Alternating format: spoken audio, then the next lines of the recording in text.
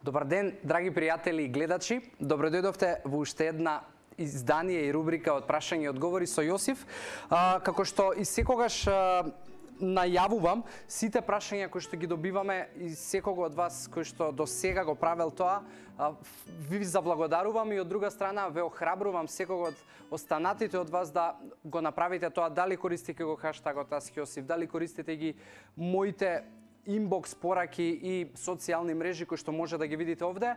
Исто така може да го направите тоа и на телефонските броеви на телевизија Телма.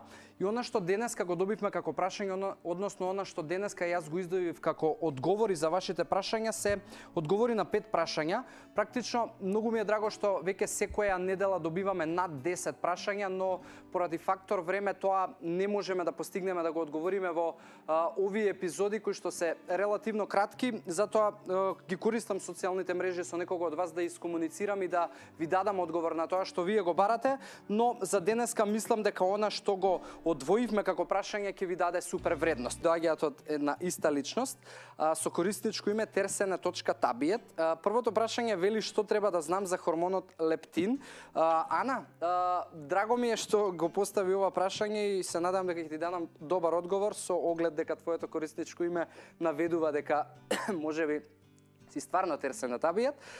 Се шалам. Значи, лептинот и како секој друг хормон игра сигнална улога во телото, се продуцира од мастите и неговата порака која што ја носи е не ми се јаде веќе сицу.